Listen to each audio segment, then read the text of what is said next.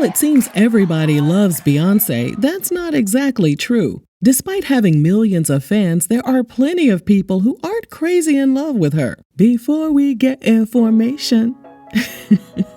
Don't forget to scoop up something to munch on at rrgsnacks.com, our online concession stand that has an assortment of beef and bacon jerky, butter toffee peanuts, and strawberry cheesecake popcorn. Most people don't really give a hoot if Beyoncé is actually sitting down with a pen and paper to craft her classic hits. However, it's the fact that she takes credit for writing songs when she's not even involved in the creative process that sort of ticks people off. The embellishments as they pertain to her songwriting process started way back during her days with Destiny's Child. She told GQ magazine, "You know, when I was writing the Destiny's Child songs, it was a big thing to be that young and taking control."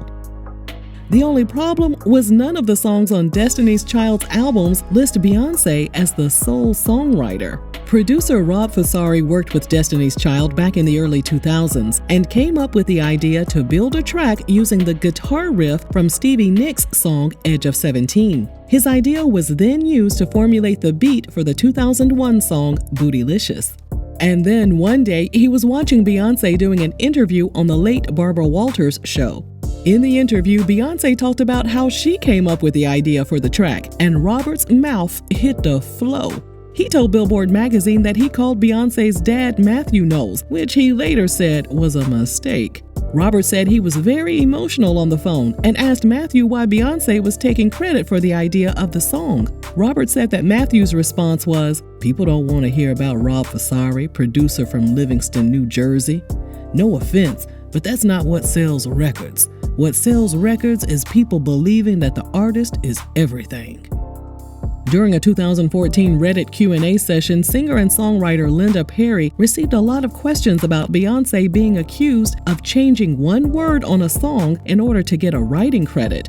Linda responded, "Some of these artists believe if it wasn't for them, your song would never get out there. So they take a cut just because they are who they are. But everyone knows the real truth, even Beyoncé."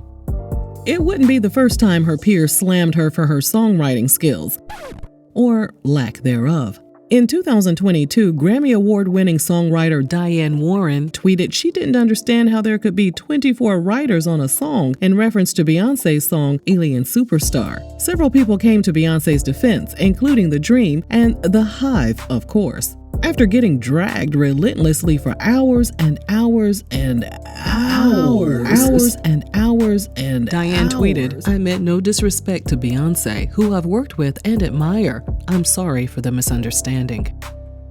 And while the public might be disappointed to know that Beyoncé isn't the songwriting queen they thought she was, many people in the industry aren't bothered by it at all. Ne-Yo wrote her song Irreplaceable, but he told The Breakfast Club, "If you listen to my version of Irreplaceable and listen to Beyonce's version of Irreplaceable, it's two damn totally different songs with all the harmonies and extra stuff that she put in there. So yeah, I gave her writer's credit because that counts. That's writing." And a producer by the name of Bangladesh who worked with Beyoncé on the songs Diva and Videophone told Bossip website, "People want to be a part of what she's doing. She either wrote it or can put her name on it because that's the boss she is." One person who seemingly can't stand Beyoncé is Wendy Williams. During a 2011 episode of her show, Wendy played the viral footage from Beyoncé on an Australian talk show. Her baby bump appeared to collapse. The footage made many people wonder if she was indeed pregnant, including Wendy. "What that is, B?" Wendy said Beyoncé was either giving birth to a Frisbee or Stewie from Family Guy, based on the shape of her stomach. She went on to discuss the conspiracy theory surrounding Beyoncé's pregnancy, and Wendy claimed the singer would do anything for attention.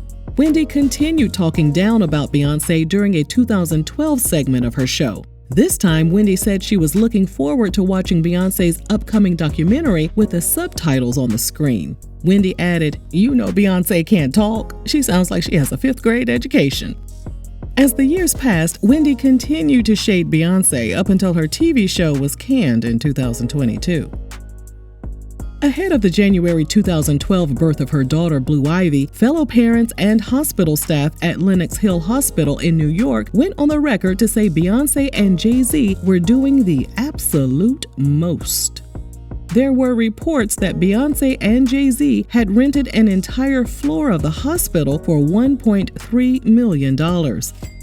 While a hospital spokeswoman said the price tag was exaggerated, the spokeswoman wouldn't confirm how much they spent. According to the New York Post, a staffer said the Carter's team came in a couple of months before Blue Ivy's birth to renovate and bulletproof an entire wing of the hospital.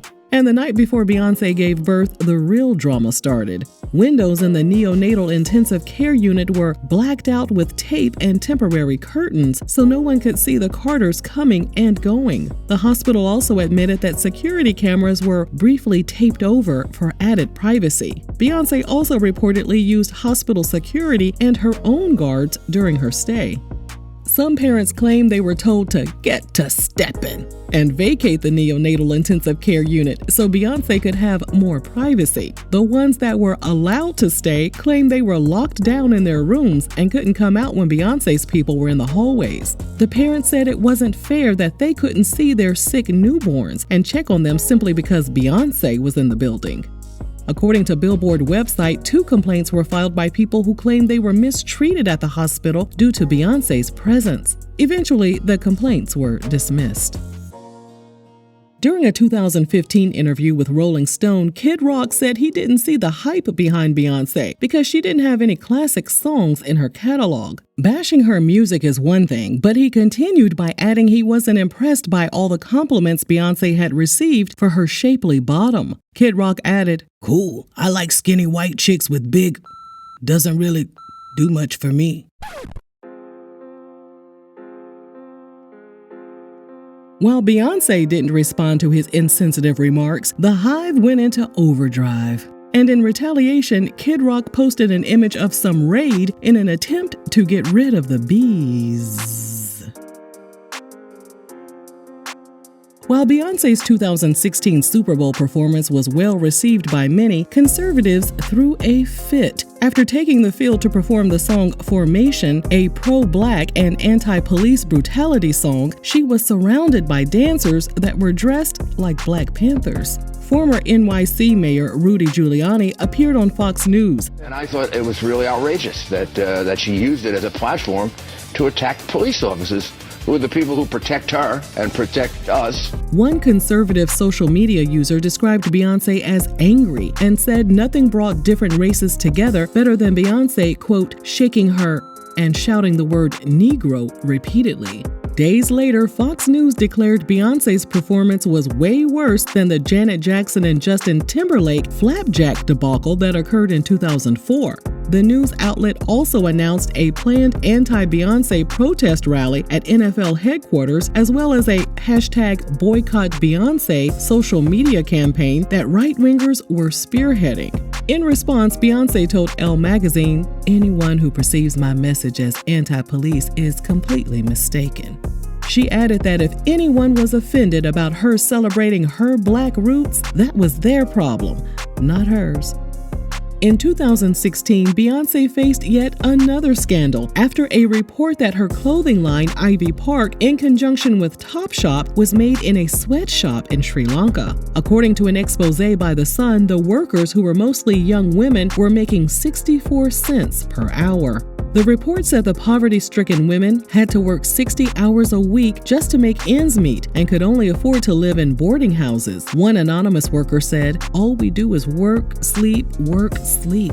Beyoncé didn't personally respond to the backlash, but her brand did. According to WWD, the statement from Ivy Park read, "Ivy Park has a rigorous ethical trading program." It went on to say they were committed to ensuring compliance and factory inspections. The outrage continued, with some people calling her a hypocrite for being a so-called humanitarian and feminist while allowing the situation. Beyoncé continued her venture with Topshop until 2018 before entering a partnership with Adidas. Ultimately, it was a failed relationship because Beyoncé and Adidas went their separate ways in 2023. When Chloe Bailey's highly anticipated debut album In Pieces came out in March 2023, fans expected high numbers since she was signed to Beyoncé's Parkwood Entertainment. However, it only sold 10,000 units in its first week and debuted at 119 on the Billboard 200. Even if Beyoncé may not be directly responsible for the low album sales, people are really starting to look at her sideways due to this whole situation. Beyoncé certainly has the tools, expertise, and resources to turn anyone into a star. Or so we thought. Some of the besties in the comments section of our other Beyoncé video, which we've linked in the description box, think Beyoncé is jealous of the younger, up-and-coming singer. Others have urged Chloe to go to a label that would be more hands-on.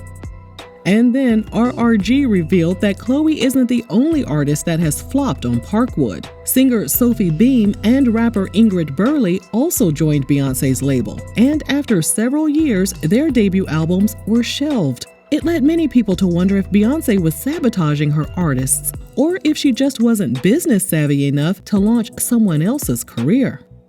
In 2013, Jay-Z announced he was going on a vegan diet, and Beyoncé decided to join him. While they visited some hip vegan joints to go meat-free, Beyoncé's wardrobe didn't get the message because she was spotted wearing a jacket with a fox fur collar, leather pants, and a cowhide top during one of their visits. Obviously, vegans were outraged because they thought Beyoncé was being a hypocrite and just jumping on a bandwagon without really respecting the lifestyle and sacrifice. It didn't help that she continued to wear fur and animal skin clothing, including at that year's Super Bowl. PETA wasn't happy either. In a statement, the organization said that Beyoncé was outdated because today's fashions are trending toward humane vegan options. Beyoncé still didn't get the message and continued wearing furs, and a writer for Medium website dragged her by calling her a fake vegan who built an empire off the skins of helpless animals. The article said although PETA tried to publicly educate Beyoncé, Beyoncé just couldn't comprehend the facts because she was a textbook narcissist. If you enjoyed this video, let us know down below. And thanks for watching RRG.